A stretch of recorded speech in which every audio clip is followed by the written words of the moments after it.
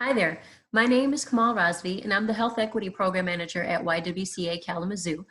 Our organization associates with Isaac through the WISE Health Equity Work for Cradle Kalamazoo, an infant mortality reduction initiative here in Kalamazoo County.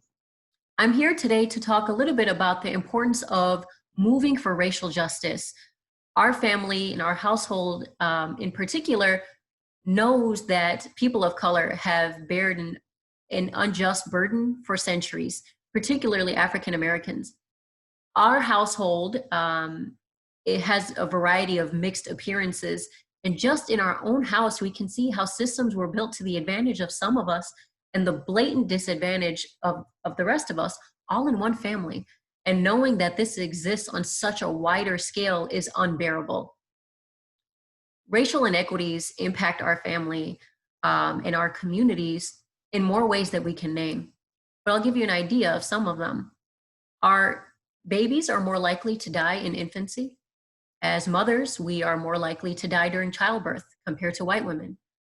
Babies that are fortunate enough to make it are going to face educational systems that are not made to support them. They must learn from curriculums that don't honor their background and their history and their identity. If they do manage to go through these school systems, they're then challenged in the workforce. They're less likely to be hired as people of color, either because of their name or appearance, or graduating from a school that is seen as less competitive. Those who are lucky enough to then get into the workforce must work in institutions that have systemically racist policies, and not be able to thrive that way. As we can see then that the struggle exists from the very beginning, and this creates a vicious cycle where generation after generation of families of color are economically, medically, and socially disadvantaged. But there's hope. There's hope in all of this. If all of us collectively move to make a change, this burden is an unjust burden, one that is not deserved, but one that can be changed. So people of privilege, I'm looking to you now. I'm looking to you because you now have a sliver of an idea of what people of color, what families of color, particularly African American families, bear every single day. So what are you going to do about it?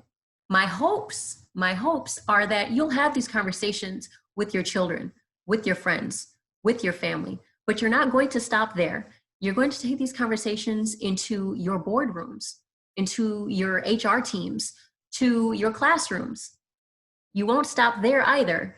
You'll take these thoughts, the need to your senators, to your House representatives, and lobby for equitable policies. The same way that racist policies, procedures, and thoughts made their way into our society is the same way that anti-racism will dismantle this. It's going to take time. It's going to take effort. But we have the time.